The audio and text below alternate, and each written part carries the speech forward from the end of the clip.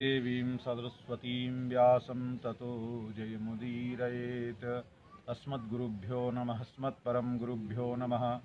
अस्मत्सर्वगुरुभ्यो नमः। श्रीमते रामानुजाय नमः। अनंत कोटि ब्रह्मांड नायक अखिल हे प्रत्यनीक अखिल जगदाधार अनंत प्रेमारणो भगवान श्री अयोध्यानाथ श्री राघवेंद्र सरकार, श्री हनुमान जी महाराज, श्री सरजू मैया, जिनकी सन्निधि में बैठ करके हम आप भगवान की कथा कहने और सुनने का सौभाग्य प्राप्त कर रहे हैं। भगवान अपनी दया कृपा का वर्षण करते हुए ब्रजमंडल में बाल लीलाएं कर रहे हैं। ठाकुर जी महाराज ब्रजवासियों को, गोपियों को अनेक प्रकार के अपनी लीला के द्वारा सुख प्रदान कर रहे हैं।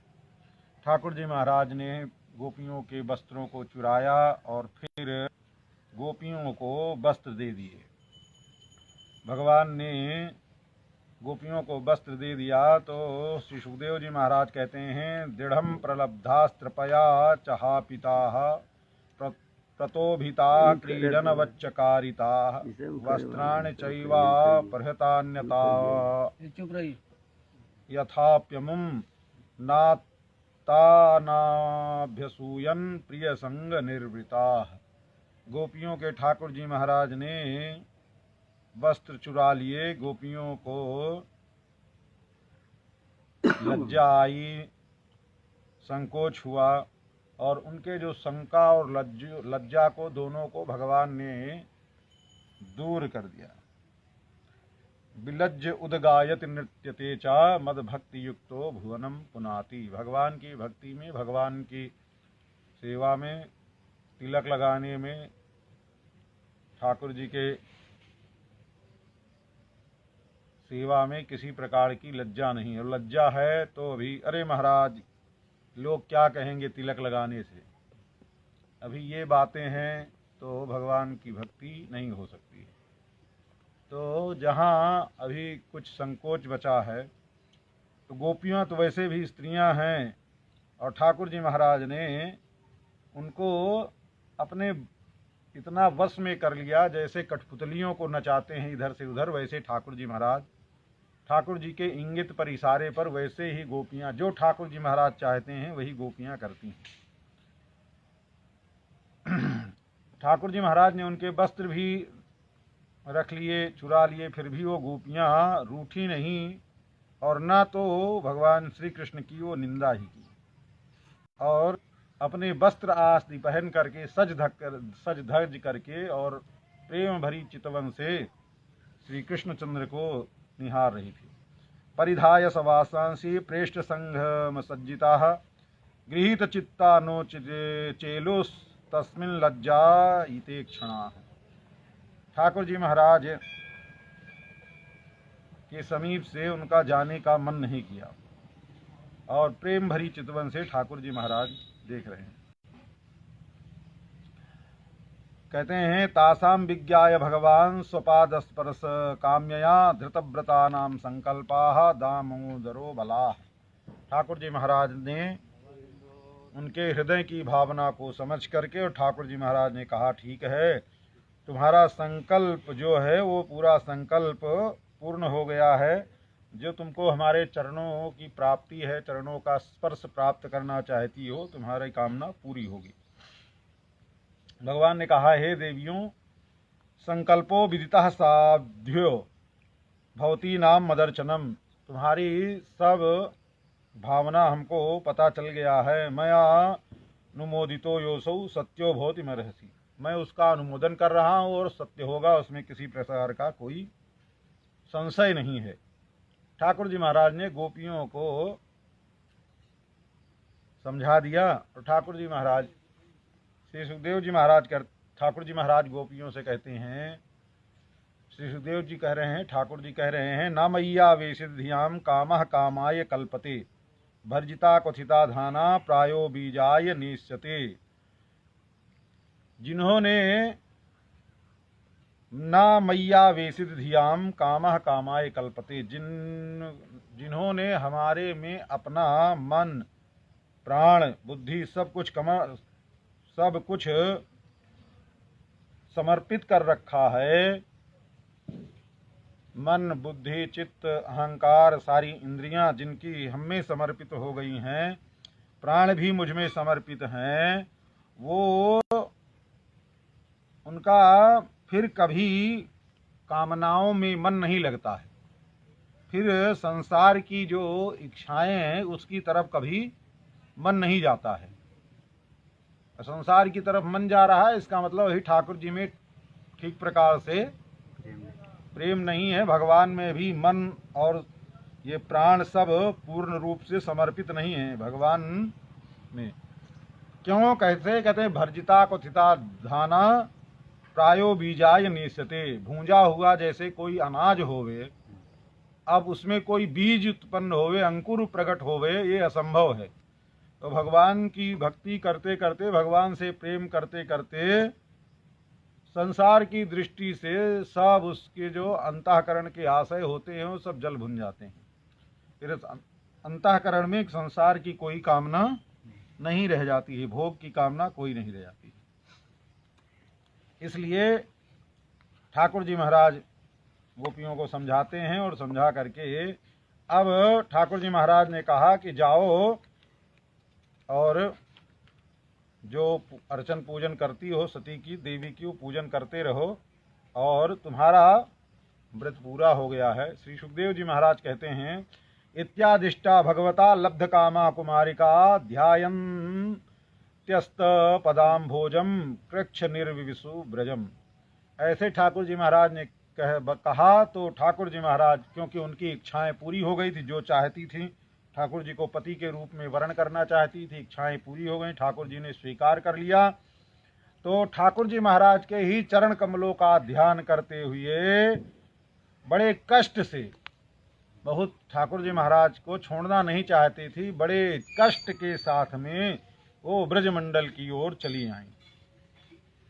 अब ठाकुर जी महाराज अपने गोप ग्वालों से जो घिरे हुए थे, अथ गोपैः परिवृतो भगवान देवकी सुतः वृंदावनात् गतो दूरम चारयनगाह सहग्रजा।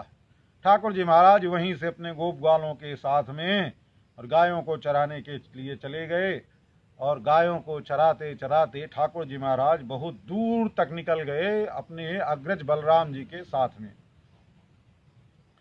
अब ठाकुर जी महाराज ने देखा, जंगल में जा करके देखा, वृक्षों की शोभा को देख करके, और जो ठाकुर जी महाराज के मित्रगण हैं उन सभी मित्रगण को वृक्षों का स्वभाव वर्णन करके सुनाते हैं। देखो ये वृक्ष कितने परोपकारी हैं। ठाकुर जी महाराज कहते हैं कि हे स्तोक कृष्ण, हे अंशो श्रीदामन सुबलार्जुन, विशाल रसभ तेजस्विन देवप्रस्थ वरूथपः। ये ठाकुर जी महाराज के मित्र हैं। ठाकुर जी महाराज कहते हैं कि देखो, हे स्तोक कृष्ण सबसे छोटे हैं वो, और हे स्तोक कृष्ण, हे अंशु, हे श्रीराम, हे सुबल, हे अर्जुन, हे विशाल, हे ऋषभ, हे तेजस्वी, हे देवप्रस्थ, हे वरूथप।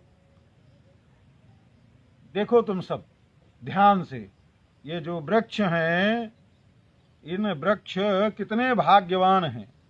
इनका जीवन केवल दूसरों की भलाई के लिए ही है। कहते पश्यैतान महाभागान परार्थैकांत जीविता। ये केवल जीवते ही हैं तो दूसरों के परोपकार के लिए। वात वर्षा तप हिमान सहंतो वारयंति नः। ये वर्षा भी, वायु भी और ताप भी, ओले पड़ते हैं उनको भी, सब कुछ सहन करते हुए किसी से परेशान नहीं होते हैं। सबको सहन करते हुए और सबके परोपकार में लगे रहते हैं। इनका ही जीवन सर्वश्रेष्ठ है। कहने का तात्पर्य ठाकुर जी महाराज कहते हैं जो ऐसे भक्त हैं वो, उनका जीवन सर्वश्रेष्ठ है। अहो एसाम वरम जन्म सर्व प्राणुपजीवनम सुजनस्येव येषां वै विमुखा यान्ति नार्थिनः। ये सब देखो, इनके समीप एक तो इनका बड़ा जन्म सौभाग्यपूर्ण है, ये दूसरों के लिए ही जीवन जीते हैं, और इनके समीप जो कोई आ जाता है वो खाली हाथ नहीं जाता है, कुछ ना कुछ लेकर के ही जाता है। चाहे वो पत्र लेकर के जाए, चाहे फूल लेकर के जाए, चाहे फल लेकर के जाए, नहीं कुछ होवे तो छाये में आकर के बैठ जाए। और कहते हैं कि जड़ भी काम आ जाती है अनेक प्रकार के औषधियों में, और छाल भी काम आती है, लकड़ी भी काम आती है। वृक्ष का गंध है, गोंद है, राख है, कोयला है, अंकुर है, कपोल है, इन चीजों में से किसी न किसी मनुष्य का कोई ना कोई काम हो ही जाता है, और किसी न किसी काम की पूर्ति हो ही जाती है। तो कोई जो इनके समीप आता है, किसी की कामना अधूरी नहीं रहती, ये सब की कामना को पूरा करते हैं, कभी किसी को खाली नहीं भेजते हैं। एतावत जन्म साफल्यम देहिनाम इह देहिसु, जिसका ऐसा जीवन है, जो देहधारी मनुष्य जन्म लिया है, उसके समीप आवे कोई तो खाली हाथ न जावे, कुछ ना कुछ उसको मिलता ही रहे।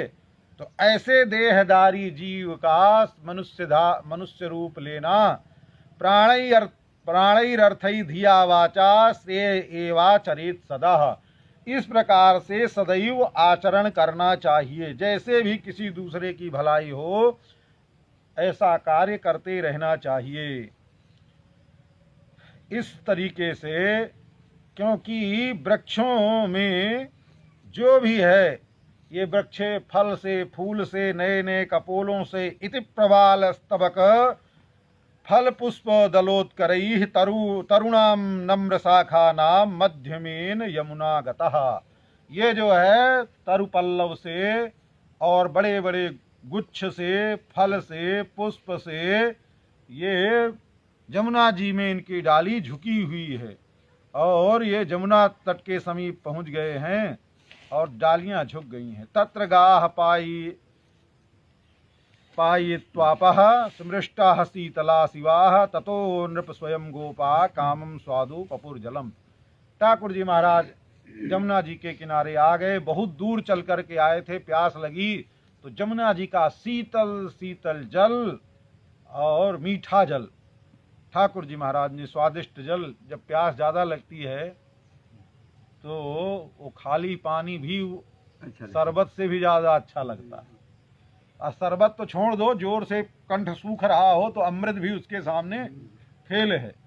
और बिना प्यासे को महाराज चाहे जितना औषधि डाल करके आप शरबत बना करके दो, उसको वो समझ में नहीं आएगा। तो कहने का तात्पर्य है, आवश्यकतावान व्यक्ति को आप कोई वस्तु और पदार्थ देंगे तो आपके उस वस्तु और पदार्थ की वो कीमत समझेगा। और अनावश्यक जिसके यहाँ सामान सड़ रहा है, दुनिया के ही स्वभाव भी है, ऐसा नहीं करता, जिसके यहाँ सामान सड़ रहा है उसी को ले जाकर के लोगों और लाद करके देता है। यही दुर्भाग्य है लोगों का। और उसका होता क्या है, वो भी सड़ ही जाता है जा करके।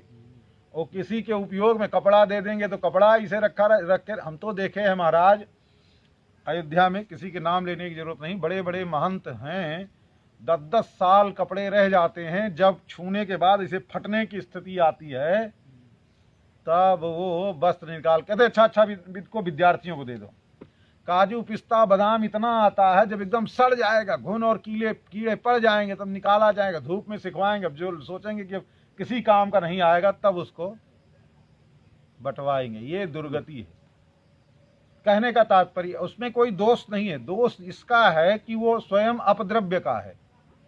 जो सामग्री स्वयं गलत पैसे की कमाई से आई है, वो किसी धार्मिक कृत्य में, किसी के उपजीव्य में कैसे लगे किसी, तो उसका भी यही है कि अंतिम स्थिति वो कितना रुपया पैसा हो कि भी जो सामान भी ले आकर के देता है, किसी जीव उपभोग नहीं, न वस्त्र दे दिया तो न वस्त्र पहनेगा, सारी जिंदगी रखे रखे जो है वो सड़ जाए, अपने आप रखे रखे। महाराज हम तो देखे हैं कि 10-10, 20-20 हजार के रेशमी धोतियां महाराज, और रखे रखे भूल जाते हैं, और ऐसे फिर बाद में जब निकलती तो ऐसे भस भस ऐसे ये स्थिति हो जाती है। अब क्या करेंगे? तो ये दुर्भाग्य है। दुर्भाग्य किसका है? दोनों का दुर्भाग्य है, लेने वाले का और देने वाले का। देने वाले ने कैसो भी करके वो तो बेचारा त्याग तो किया, चाहे जैसे बुरा भला कमा करके। अगर भलाई बुराई उसके कमाई की देखनी तो लेना ही नहीं था, और लिए तो कम से कम किसी को दे देते, उपयोग में कर लेता। कोई साधु ब्राह्मण उसको उपयोग में कर लेता तो उसका भी किया दिया जो उल्टा सीधा कमा करके ले आया था, कुछ ना कुछ उसका भी जो है समन होता। पर अब देता भी ऐसे लोगों का है, उसकी बुद्धि ऐसी है कि ऐसे लोगों को देगा जो किसी को उपयोग में नहीं आएगा। तो कहने का तात्पर्य यह है कि महाराज संसार ऐसे ही चल रहा है, तो पर देते समय भी बहुत ध्यान रखना चाहिए। तो अब ये हो गई बात। अब ठाकुर जी महाराज चराते चराते गायों को बहुत दूर निकल गए, तो सभी गोपाल जल पिए, और जैसे जल पिए महाराज, तो चले थे पहले तो थक करके आए थे, अभी तो जोरदार प्यास लगी थी। जब पानी पी लिए तो अब पानी पी लेने के बाद पानी जैसे लगा बाण सरीखे पेट में जाने के बाद। अगर भूख, पहले प्यास ज़्यादा लगी हो, भूख कम समझ में आ रही थी, और पानी पी लीजिए जोरदार, और पेट खाली रहेगा तो पेटवा में इतना जोर लगेगा जा करके पानी ही महाराज, कि अब वो भूखे तो थे सब गोपाल लोग, पानी पीने के बाद और जोर की जो है भूख सताई, पेट में वो जोरदार लगी, तो लगा कि अब जो है पेट कराहने लगा। तो गोपालों ने कहा, तस्य उपवने कामम चारयंता पशून नृप कृष्ण राम उपागम्य क्षुधार्था इदम अब्रुवन। सब भूख से इतने त्रसित हो रहे थे, व्याकुल थे भूख से, कि राम कृष्ण से जा करके, कृष्ण और बलराम से इस प्रकार कहा, राम राम महावीर्य कृष्ण दुष्ट निबर्हण एस वै बाधते क्षुण्ण तन्नः शांतिम कर्तुमर्ह। हे प्रभु, हे कन्हैया और बलराम, तूने अनेक प्रकार के दुष्टों को मारा है। अघासुर को मारा, बकासुर को मारा, पता नहीं कितने तृणावर्त को मारा, सबको मारा, पर इस भूख को तूने नहीं मारा। और तो कोई नहीं सता पाया, पर ये भूख बहुत जोर की सता रही है। अब तुम ही समर्थ हो कि कुछ हमारे लिए उपाय करो, नहीं तो भूख से तो प्राण निकल जाए। छोटे छोटे बच्चे धूप में चल करके आए थे, जोरदार भूख लगी हो। इद विज्ञापितो गोपैर भगवान देवकी सुता। इस प्रकार भगवान से बताया सभी गोपगालों ने।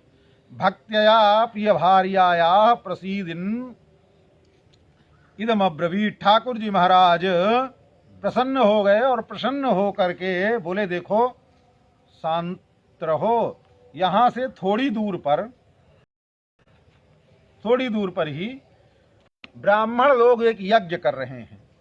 प्रयात देव यजनम ब्राह्मणा ब्रह्मवादिना सत्रम आंगिरसम नाम ध्यासते स्वर्ग काम्यया। यहाँ से थोड़ी दूर, मथुरा नजदीक में थे, ज्यादा दूर नहीं बचा हुआ था। यहाँ से थोड़ी दूर पर ब्राह्मण लोग आंगिरस नामक सत्र कर रहे हैं, बड़ा भारी यज्ञ कर रहे हैं। उसमें जाओ और जा करके उनसे कहे, तत्र गतौ धनम गोपाः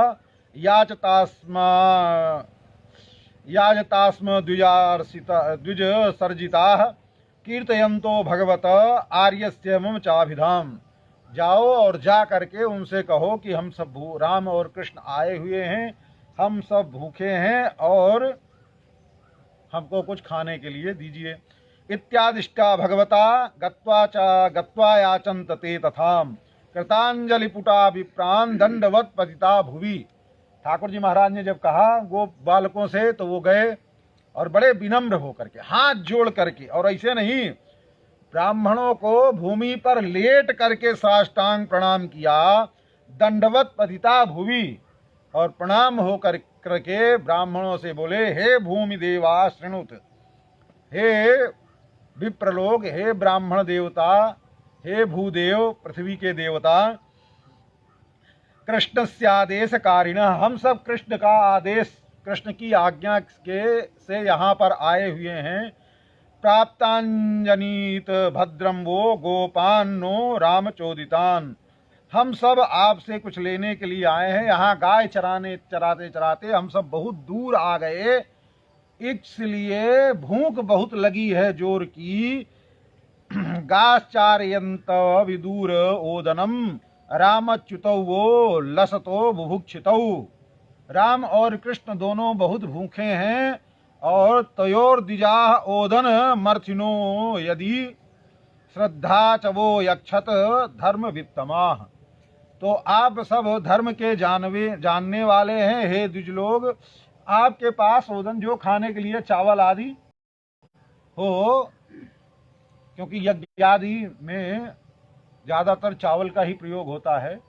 खीरान्न आदि बना करके पकवान बनाए जाते हैं जो यज्ञीय अन्न है, गेहूं आदि का प्रयोग नहीं होता है। तो इसलिए ब्राह्मणों से बालकों ने कहा जो भी आपके पास खाने के लिए सामग्री होवे वो दे दीजिए, क्योंकि आप सब धर्म के जानकार हैं। धर्म के जानकार क्यों कहा? धर्म के जानकार इसलिए कहा कि कोई भूखा आया हो आपके यहाँ और आप बढ़िया खीरान्न बना करके रखे हो हवन करने के लिए, और बेचारा भूख से तड़प रहा हो और आप स्वाहा स्वाहा करने में लगे रहो, तो वहाँ स्वाहा स्वाहा करना धर्म नहीं होगा।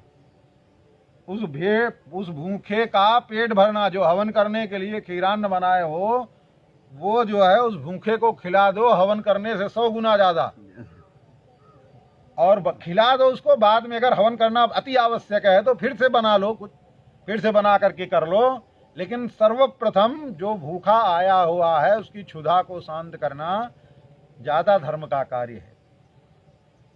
और ठाकुर जी महाराज जो स्वाहा स्वाहा की अपेक्षा जो आहा आहा होता है, खा पी करके जो स्वाद ले करके कोई भूखा आवे और खा करके फिर संतुष्ट होवे, आह क्या बात है, संतुष्ट होकर जब उसके मन से निकलेगी तो उससे ठाकुर जी ज्यादा प्रसन्न होते हैं स्वाहा की अपेक्षा।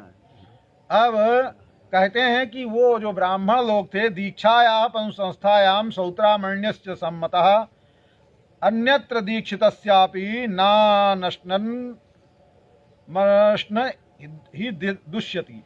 कहते हैं वो श्रौत्रामण्य नामक यज्ञ में लगे हुए थे, तो होता ये है कि उस यज्ञ की दीक्षा में जो होते हैं वो प्रत्येक प्रकार के पशु आदि से होती है। तो जो उसमें दीक्षित लोग होते हैं ना, वो किसी पुरुष का दिया हुआ अन्न खाते हैं और ना ही उनको खाना चाहिए। और उस समय दीक्षित पुरुष को कहते हैं किसी का दिया हुआ वो नहीं खाते हैं, यज्ञ का जो बचा हुआ अन्न होता है वही खाते हैं, उसके अलावा वो कुछ खाते नहीं और कहीं का खा भी नहीं सकते हैं। तो वो सोचे कि अगर ये हम दे देंगे और एक दो ब्राह्मण ग्वाल बाल तो है नहीं, ग्वाल बालों की भी संख्या तो लंबी चौड़ी है, अगर हम इनको दे देंगे तो स्वाहा स्वाहा आंख फोड़ रहे हैं आप अग्नि के सामने बैठ करके, तो हम सब भूखे रह जाएंगे। तो ये सोच करके उन ब्राह्मणों ने नहीं दिया और बेचारे थोड़ी देर तक खड़े रहे मांग करके, और फिर जब उनको लगा कि अब ये देने वाले नहीं हैं तो लौट करके गए। अब लौट करके आए और आ करके ठाकुर जी महाराज से फिर कहा। ठाकुर जी महाराज ने कहते हैं तदुपाकर्ण्य भगवान प्रहस्य जगदीश्वरा व्याजहार पुनर्गोपान दर्शयन लौकिकीम गतिम। ठाकुर जी महाराज ने कहा देखो गोप ग्वाल लोग, हमारी दोस्ती तो भैया, ये तो बलराम भैया की इच्छा थी कि जाओ ब्राह्मणों से, ये तो भैया वाले पक्ष वाले ब्राह्मण लोगों से आपके मांग करके आए, हमारी तो दोस्ती माताओं से होती है। हाँ अच्छा, अब जाओ जो यज्ञ पत्नियां हैं उनसे जा करके मांगो और उनसे कहना कि यहाँ से थोड़ी दूर पर कृष्ण बैठे हुए हैं, कृष्ण बलराम बैठे हुए हैं, बहुत भूखे हैं, और आपके पास कुछ भी खाने के लिए हो, जो भी खाने की सामग्री हो वो हम सबको दे दो। कहते हैं माम ज्ञापयत पत्नीभ्यम संकर्षणम अथागतम दास्यन्ति कामम अन्नम वा स्निग्धा मयूषिता धिया। अब कहते हैं उनका मन हमें बहुत लगा हुआ है, इसलिए जाओ स्त्रियों से यज्ञ पत्नियों से मांगो। तो वो भी आए। गत्वाथ पत्नी शालायाम दृष्ट्वा सीना स्वलंकृता और नत्वा द्विज सतिर गोपा प्रस्थिता इदम ब्रुवन। अब बेचारे पहली बार आए, पहले तो सोचे थे हम जा रहे हैं, बड़े प्रेम से मांगे, पूरे जो भी शिष्टाचार था। अब बेचारे एक बार तो लौटा दिए गए थे बिना। एक बार जब आदमी लौट जाता है मांग करके, दोबारा मांगने में बड़ा संकोच होता है। तो बेचारे गोपगाल लोग बड़े संकोच आए, मांगे कि ना मांगे, मांगे कि ना मांगे करके। और पत्नी शाला में जहाँ पत्नियां बैठी हुई, यज्ञ पत्नियां बैठी हुई हैं, वहाँ गए और जा करके नमस्कार किया। और नमस्कार करके उन यज्ञ पत्नियों से बोले, नमो वो विप्रपत्नीभ्यो निबोधत वचांसिनः इतो दूरचरताः कृष्णे नेहे शिता वयम। आप सबको हम प्रणाम कर रहे हैं और हमारी बात को आप सुनो। यहाँ से थोड़ी दूर पर, अब बलराम जी का नाम नहीं लिया, यहाँ से थोड़ी दूर पर कहते हैं इतो विदूरे चरता कृष्णे नेहे सीता वयम। यहाँ से थोड़ी दूर पर कृष्ण बैठे हुए हैं, कन्हैया बैठा हुआ है और उसने हमको भेजा है। और क्या बात है, गाश्चार्यन स गोपालैः स रामो दूरमागतः बुभुक्षितस्य तस्यान्नं सानुगस्य प्रदीयताम्। यहाँ से थोड़ी दूर पर बलराम कृष्ण के साथ में अपने गोपगालों के साथ में बैठे हैं और सब के सब भूखे हैं। ये नहीं कि केवल अगर कृष्ण का नाम ले लिए हैं तो केवल कृष्ण के लिए थाली सजा करके पहुंच जाए, बाकी जितने बैठे हैं वो सब भूखे रह जाएं। इसलिए बता दिया कि भाई इतने लोग हैं, सब गोपगाल लोग हैं, सबके साथ में कृष्ण और बलराम। सानुगस्य प्रदीयताम, जिनके जो उनके साथ में हैं, सानुगस्य उनके साथ में जितने लोग हैं सब के लिए आप दीजिए। श्रुत्वाच्युतमुपायातम नित्यम तद्दर्शनोत्सुकाः तत्कथा क्षिप्त मनसो बभूवुर्जात संभ्रमाः। जैसे ही यज्ञ पत्नियों ने सुना कि कृष्ण यहाँ आए हुए हैं, यहाँ से थोड़ी दूर पर हैं, दर्शन की इच्छा उनके हृदय में प्रकट भई और उन्होंने भगवान की कथाएं बहुत सुनी थी। देखो, बड़ा बड़ा यज्ञ करने में, बड़े बड़े और नियम आचरण, पता नहीं दुनिया भर का सब कुछ करने में, जप तप सब कुछ करने में वो स्वारस्य और वो बात नहीं बनती है। पंडित लोग जो थे वो कथा नहीं सुने थे, सब स्वाहा स्वाहा दुनिया भर का वेद मंत्र। पर ये कह रहे हैं यज्ञ पत्नियां कथा सुनी थी। तत्कथा क्षिप्त मनसो, उनकी भगवान की कथा से ठाकुर जी में ही मन उनका लगा हुआ था। बभूवुर जात संभ्रमा, एकदम ठाकुर जी में चतुर्विधम बहुगुणम अन्नमादाय भाजनी, जो जो कुछ भी था, चारों प्रकार के अन्न जो है, खाने के पदार्थ जो कुछ था उनके यहाँ, सब घर से निकाल निकाल करके निसंकोच।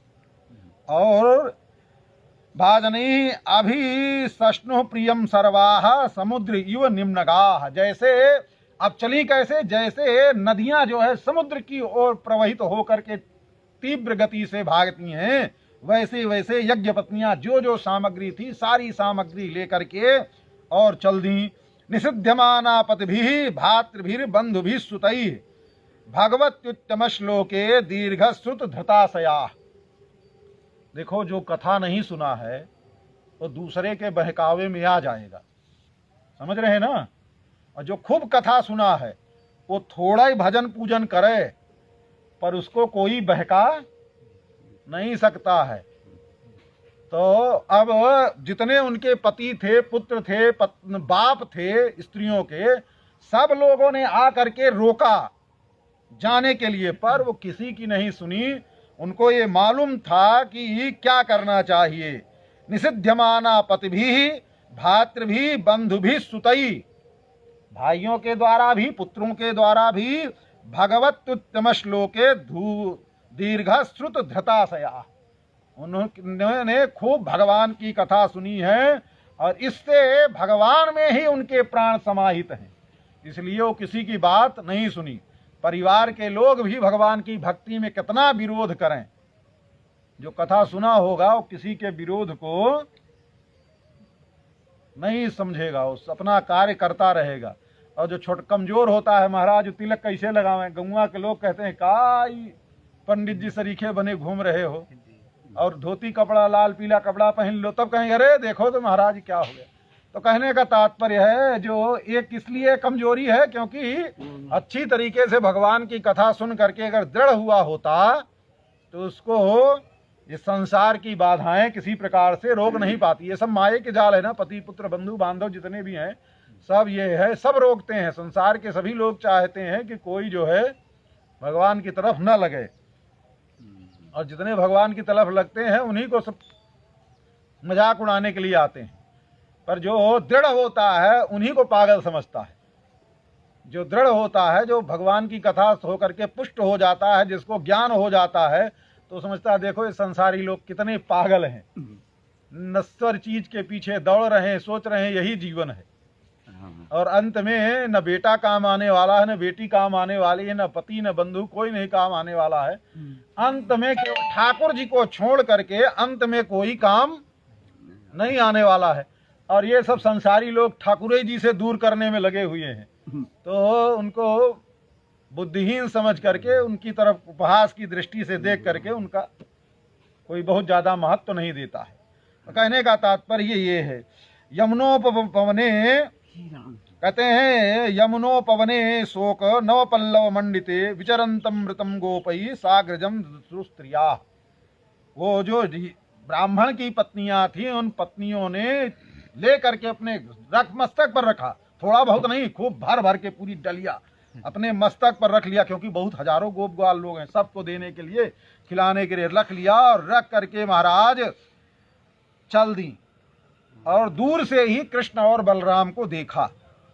भगवान की ऐसी शोभा थी, उस शोभा को देख करके ठाकुर जी महाराज की गोपियां, यज्ञ पत्नियां एकदम प्रसन्न हो गई। और जब महाप्रभु चैतन्य महाप्रभु को जब बहुत मूर्छा आती थी, होता था कि व्याकुलता के कारण इतनी मूर्छा उनको आती कि व्याकुल होकर के जब वियोग जगता, उनको वियोग की तीव्रता होती, तो वृक्ष को देख करके ही कृष्ण समझ करके काले काले वृक्षों को देख करके उसी से मुंह रगड़ने लगते और उसी से शरीर लगने, पूरा शरीर खूना खच्चड़ हो जाता और बेहोश हो जाते। ऐसा करते करते जब उनको होश में लाना होता तो उनके जो साथ के शिष्यगण होते इसी श्लोक को सुनाते, एक बरहा पीडम नटवर वपुः, और ये श्यामम हिरण्य परिधिम वनमाल्य वर्ह धातु प्रवाल नटवेश मधुव्रतांसे विन्यस्त हस्तमितरेण धुनानमब्जम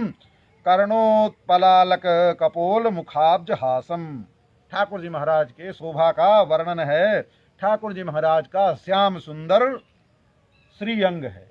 हिरण्य परिधिम, ठाकुर जी महाराज ने पीतांबर धारण किया है, कनक का विषम जैसे वो है वैसे ही ठाकुर जी महाराज पीतांबर धारण किए हुए हैं, स्वर्ण की आभा को लेकर के वनमाल्य बरिह, और कंधे से लेकर के पांव तक, जो ऊपर तो मोटी होती, नीचे जितनी जाती है वो पतली होती चली जाती है, उसको वनमाला बोलते हैं। कंधे से लेकर के पांव तक अनेक पुष्पों की जो माला होती है, रंग बिरंगे पुष्पों की माला से जो बनाई जाती है सजा करके माला, उस माला को ठाकुर जी महाराज धारण किए हुए हैं, और मस्तक पर मोर मुकुट धारण किए हुए, धातु प्रवाल नटवेश मधुव्रतान से ठाकुर जी महाराज अनेक प्रकार के श्रृंगार की सामग्रियां धारण किए हुए हैं।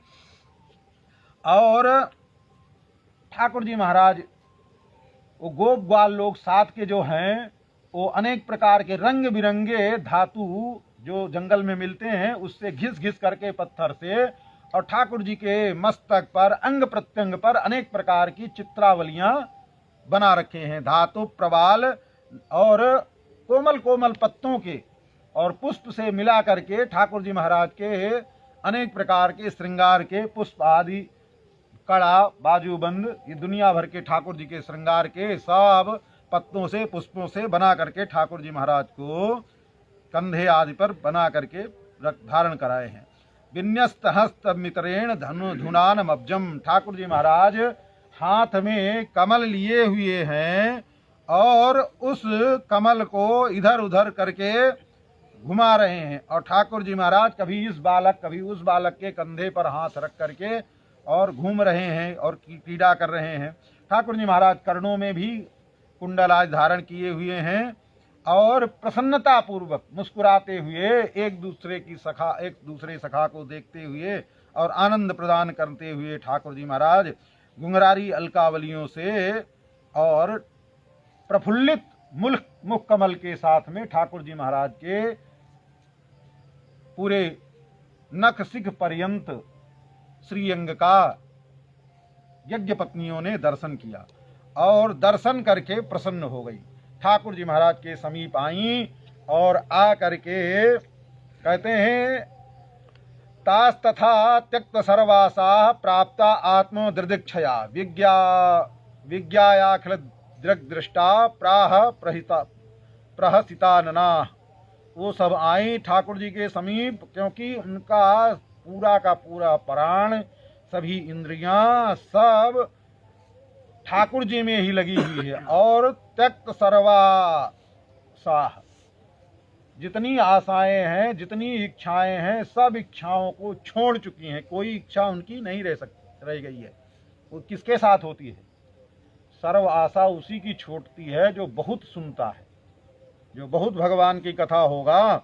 और आत्म दृदिक्षया, ठाकुर जी महाराज को देखने की दृष्टि से आई और आ करके ठाकुर जी के समीप पहुंची तो ठाकुर जी महाराज ने कहा, स्वागतम वो महाभाग आस्यताम करवाम किम। हे महाभागा, हे सौभाग्यशालिनी, आओ आपका स्वागत है। आपके लिए क्या ऐसा कुशल कार्य है जो हम आपके लिए कर सकते हैं? ठाकुर जी महाराज कर रहे हैं और ठाकुर जी को उपहार देने के लिए तो खुद ही आई हैं। ठाकुर जी महाराज के गौ ग्वाल भूखे थे। कहते हैं यन्नो दृदिक्षया प्राप्ता ओपन्न मिदम हिवः।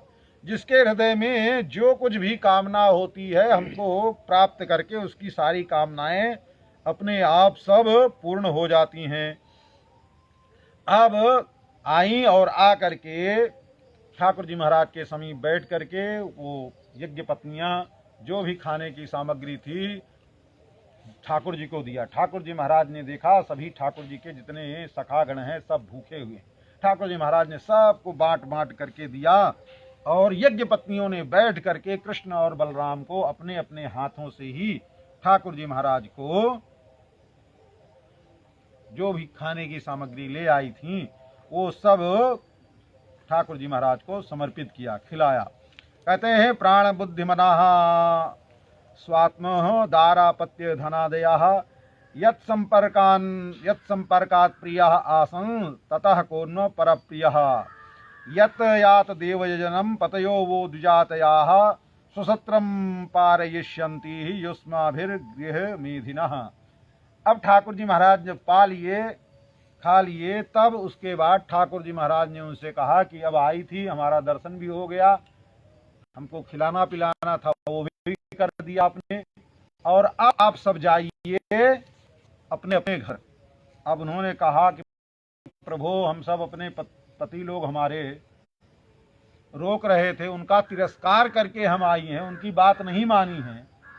और कुल की जो लज्जा होती है उस लज्जा को, पतियों को, पुत्र को, सभी को छोड़ करके आई हैं। इसलिए अब हम लौट करके जाएंगे तो हमको स्वीकार कैसे करेंगे, इसलिए हम अब लौट करके वहां नहीं जाएंगे। ठाकुर जी महाराज ने कहा देखो ये जो अन्न ले आई हो, जो सामग्री ले आई हो, कमाई तो उन्हीं सबकी है। जिसकी कमाई है, जिसके मेहनत करके जो धन कमाया हुआ है, तो उस धन के द्वारा ले भले आई हो तुम, पर कमाया हुआ धन तो उन्हीं का है। और तुमने बड़े प्रेम से हमको समर्पित किया है, हमारे मित्रों को समर्पित किया है। इसके पुण्य के कारण जो तुम्हारे पति, पिता, पुत्र, बंधु बांधव हैं, वो सब के सब की बुद्धि, मन, प्राण सब जो है परम पवित्र हो जाएगा। और अब उनके समीप जाओ। यज्ञ पत्नियां मना करती हैं कि महाराज हम कैसे जाएं। ठाकुर जी महाराज से कहते हैं मैवम विभोर हस भवान गदितुम नृशंसम। महाराज आप ऐसा कटु वचन मत कहें, आपको ये ऐसा नहीं कहना चाहिए। सत्यम कुरुस्त निगमम तव पाद मूलम। महाराज जो आपका वेद निगम की, जो वेद की प्रतिज्ञा है, अपने चरण कमलों में आए हुए भक्तों का आप परित्याग नहीं करते हैं, और इसलिए आप हमारा परित्याग मत कीजिए। प्राप्ता वयम तुलसीदाम पदावसृष्टम, और केसर निबोधु मतिलंघ समस्त बंधून। महाराज, हम सब अपने समस्त परिवार, समस्त बंधन जितने भी हैं संसार के, सभी बंधनों को छोड़ करके आई हैं और हम लौट करके जाना भी नहीं चाहती हैं। और जो आपके चरणों में तुलसी पुष्प चढ़ा हुआ मकरंद से सुशोभित चरण कमल है, अब उस चरण को प्राप्त करके अन्यत्र कहीं जाने की इच्छा नहीं है प्रभु। गृह्णन्तु नो ना पतया पितरौ सुता वा ना भातृबंधु सुहृदाः कुत एव चान्ये। अब हम जाएंगे भी मान लो तो हमको कोई स्वीकार नहीं करेंगे, इसलिए प्रभु अब आप हमको जाने के लिए मत कहिए। ठाकुर जी महाराज उनसे कहते हैं, देवियों आप परेशान मत हो। पतयो नाभ्यसूयेरन पितृभातृशुदादयः लोकाश्च वो मयोपेता देवाप्यनुमन्यते। हे देवियों आप जाओ, अब आपके जो पिता बंधु बांधव हैं वो अब तुम्हारी निंदा नहीं करेंगे, जो उनका तिरस्कार करके आई हो तुम्हारी निंदा नहीं करेंगे। ना प्रीतयेनुरागाय ह्यसंगो नृणामिह तन्मनोमयी युञ्जाना अचिरात आत्म वाप्स्यथ। हे देवियों देखो, तुम्हारी जो प्रीति है वो हम में है, और तुम्हारे बंधु बांधव हैं वो इस संबंध के नाते अब जब जाओगी तो उनकी भी बुद्धि शुद्ध हो जाएगी, और अब तुमसे वो प्रेम करेंगे और तुम्हारे सौभाग्य की प्रशंसा करेंगे।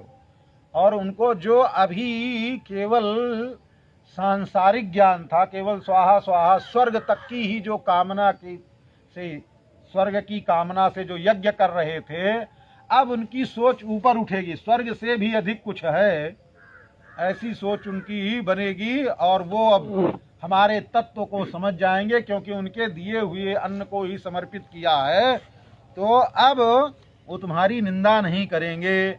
ऐसा कह करके ठाकुर जी महाराज ने उन यज्ञ पत्नियों को विदा किया।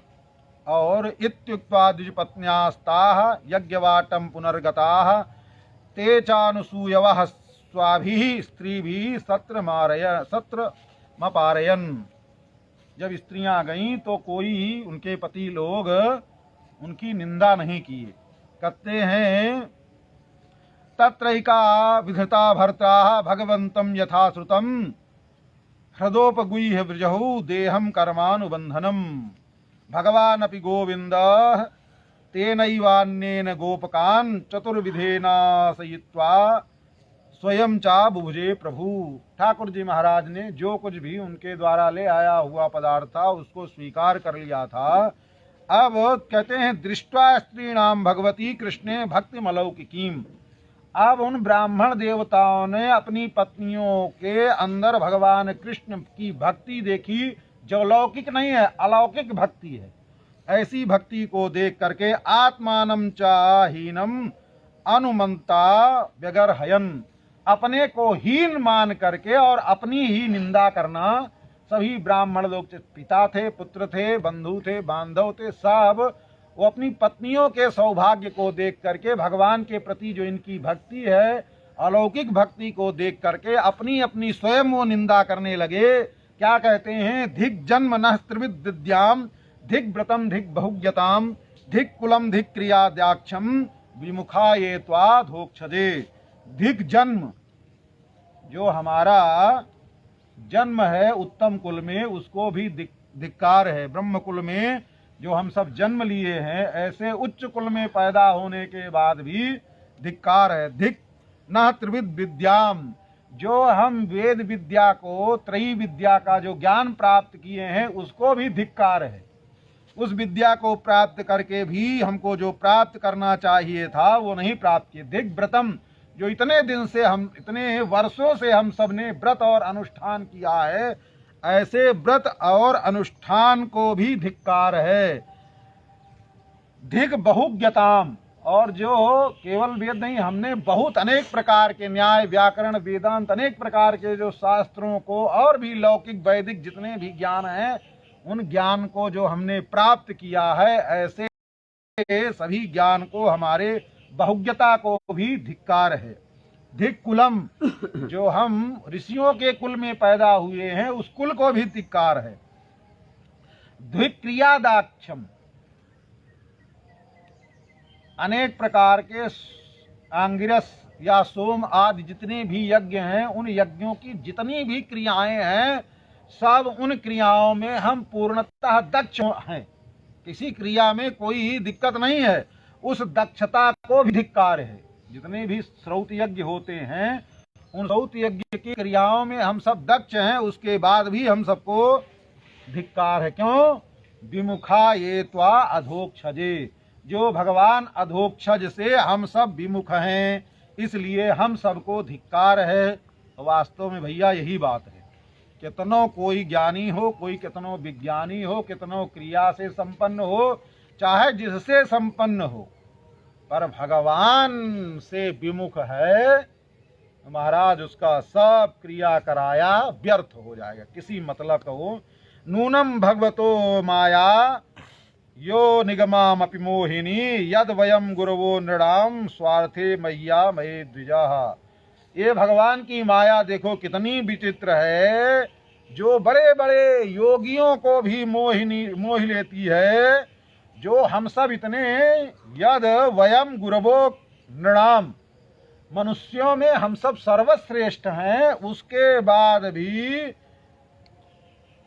अपने स्वार्थ के कारण मोहित पड़े हुए हैं, स्वार्थ से भरे पड़े। क्योंकि उन्होंने सोचा कि ये दे देंगे खाने वाली सामग्री, तो फिर हम सब क्या खाएंगे। तो ऐसे अपने स्वार्थ में पड़े हुए हैं, इसलिए हमारा सबका ये सब किया व्यर्थ हो गया। अहो पश्यत नारीणाम अपि कृष्णे जगत गुरौ दुरंत भावम यो विंध्यन्युपासन गृहाभिधान। देखो, ये रह करके, घर में ही रह करके इन नारियों का देखो कितना सौभाग्य है कि जो जगत गुरु भगवान कृष्ण हैं, उन कृष्ण की अच्छी प्रकार से इन्होंने सेवा की। नासाम द्विजाति संस्कारो, ना इन स्त्रियों का द्विजाति संस्कार हुआ है।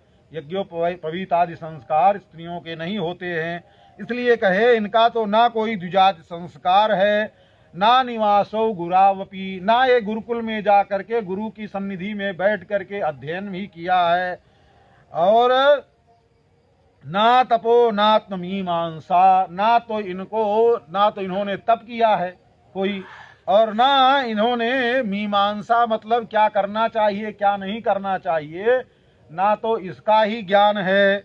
और संस्कारादि मतामपि, इनके पास कोई संस्कार भी नहीं है।